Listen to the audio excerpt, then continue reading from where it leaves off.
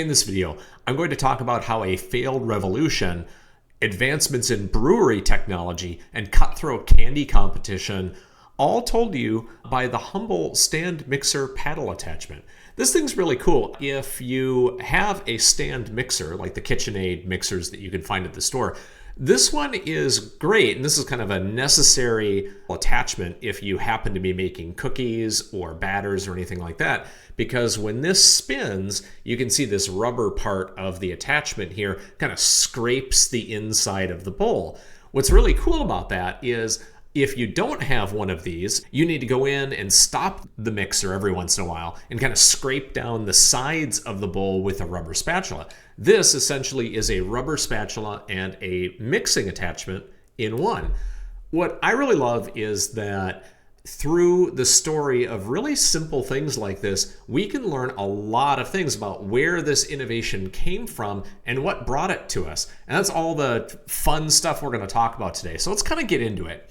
What you're looking at on the screen is actually the patent for this. This is the KitchenAid version. What you see on the screen is the Whirlpool version, but you can see it's basically the same thing. You'll notice right away here that here is the stand mixer, and this actually looks like a KitchenAid mixer to me. There's the paddle attachment, and you can see how as it rotates, this piece right here will scrape along the bowl and save you a lot of time as you're doing this. So it's pretty cool. That's how it works, and that's how most people know about that, and that's pretty much all they know about it. This is patent 8579496, and it really isn't a new idea. To show you that, what we want to do is we kind of want to follow the patent back in time. And how do you do that? Well, this is Google Patent, and you can do this on any patent you like. So as I kind of walk down here, there are the claims and the background and all that stuff that you can read if you're interested. I have some good friends who are intellectual property attorneys who love this sort of stuff and will geek out on it with you. But if you head down, this is what I'm interested in. These are called patent citations, and in this case, there are 46 of them, and they are arranged in reverse chronological order.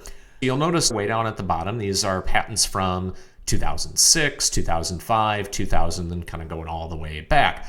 And there are some fun things in here. Here's the spatula attachment for the mixer from Windmere Durable Holdings back in 1997. Just the idea of putting that rubber spatula on there. Scraper mounting arrangement, mixers for dyes and cosmetics, and all of this stuff. And there's some really cool things in here. You can learn a lot about where an innovation came from. And as I talk with a lot of inventors and entrepreneurs, sometimes it can seem really lonely. But when you think about the 46 other patents that all came to this one, you're not really alone. You've got 46 other people at least, and most of these are have more than one person with the invention. You have literally dozens or hundreds of people who all contributed to this particular little device right here. But what I want to do is I want to go all the way back. And what's cool about Google Patents is it will let you go all the way back to the beginning. And I want us to look at these first two patents, 60330 and 176775. These are the interesting ones. So let's go and take a look at the first one, 60330A. What we're looking at here is a mash machine. Okay, this is a patent from 1866. And I want to talk a little bit about what a mash machine does. Now, if you've ever been to a brewery and taken a tour, you've probably seen one of these. You might have even seen one of these on a distillery tour, something like that, or on a winery tour. Basically what it is, you put all the ingredients in, whether they're grapes for wine or barley or hops or whatever the case may be, and you have to kind of mash and ferment that process. I'm not an expert on brewing or distillery or winemaking. I just enjoy the products. But I want you to notice a couple of things about that. I'm going to kind of zoom into the PDF here so you can see it a little bit better. What you'll notice in this big vats, these things are 6, 8, 10 feet across or bigger. What you'll notice is this gear on the top will spin these two other gears. So what'll happen is this entire paddle will spin around, kind of in a circle right there. Okay, you'll notice that the gear will spin the first one around, and then these subsequent gears will spin the other two around. So it's got kind of two blades kind of spinning around in there. And you'll notice as well that the whole idea was to scrape along the edge of the mash container. The big deal there is that they needed to find more efficient ways to produce beer in much greater quantities. Why was that such a big deal? Well, to know that, this one's 1866. We have to understand German immigration. There really wasn't beer before the 1850s. That just wasn't a thing in the United States. Wine kind of came over from Europe, so French wine. There was a brief time where the English made wine too. It was singularly terrible. It's not the place for it, as you can probably guess, but there were some climactic things going on. They thought they could grow wine. They cannot. So it was mostly French and Italian and Spanish wines that came over. But the Americans were distillers. They loved their rum. That was more of a Caribbean thing. So distilled spirits, moonshines, those sort of things. Read about the Whiskey Rebellion if you're really curious about that. But American culture was distilled liquor culture. And that was kind of the working class, and the upper classes drank wine. Beer was not a thing. Okay? But beer was a thing for Germans. But there weren't really that many Germans in the United States at that time. There were some, but there really weren't that many. What happened to make, by 1866, when you needed a whole bunch of these new mashing machines because beer production was going so fast, a lot of Germans must have came over. Well, here's the story. After Napoleon was defeated, it's 1848, and the Germans started to revolt. And it was a group, kind of a liberal revolution, kind of small L. They wanted a constitution. They wanted rule of law. Crazy, right? The same sort of stuff that the United States had and that France tried to get.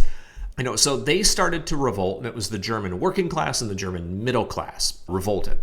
However, the two constituent groups, the working class and the middle class, split. More of the merchant class and the working class. They split.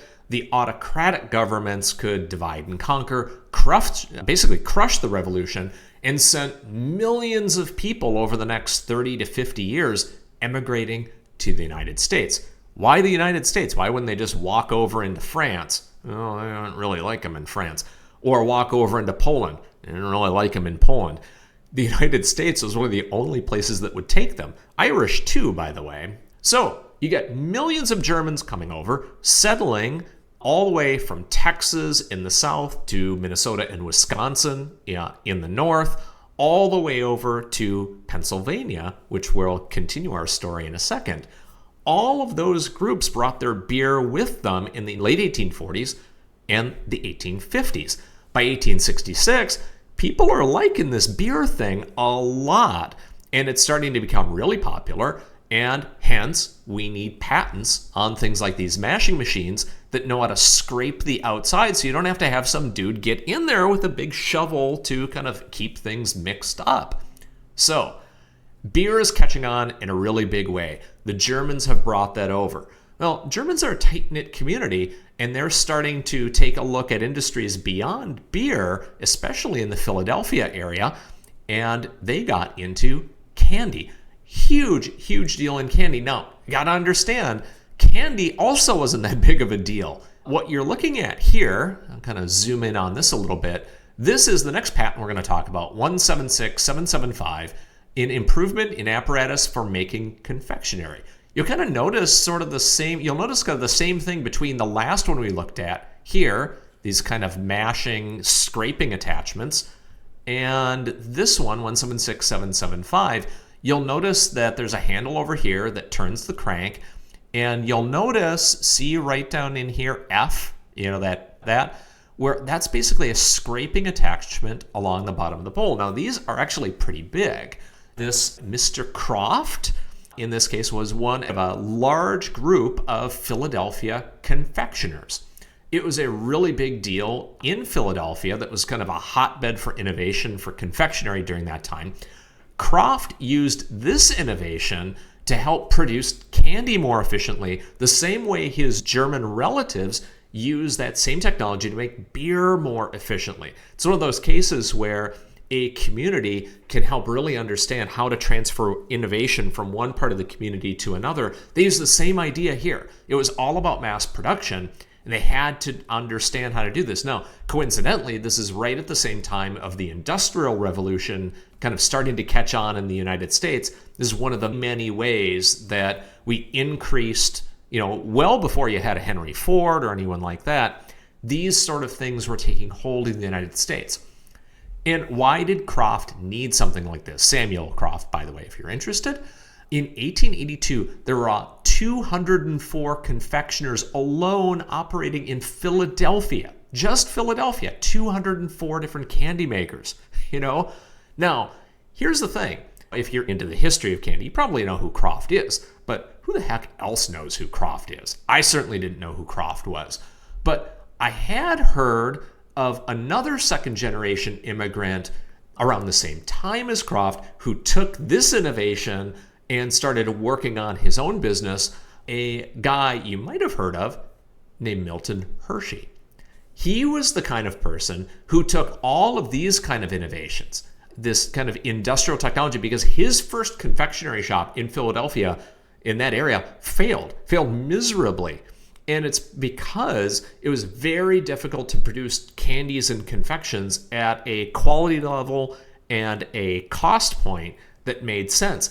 This innovation and others like it all work together to help give us chocolate as kind of an everyday item. Before that, it was kind of a luxury thing. People had chocolate. Only rich people had chocolate. The same people who had wine. Maybe that's why there's wine and chocolate today. I don't know. I don't drink wine with my chocolate. But again, this is the story all the way back from this stand mixer attachment today, kind of making cookies, probably with Hershey's chocolate chips, all the way back to a German Revolution in 1848 that brought German immigrants here so that they could resettle and escape persecution where they were, invent technology to help improve beer production that would bring technology to help improve candy production, which gave us lots of great candy, maybe some health problems too, but I certainly would not like to live in a world without easy to get chocolate. So there you have it. That is the story of how German immigrants fleeing revolution led to the very humble stand mixer paddle attachment.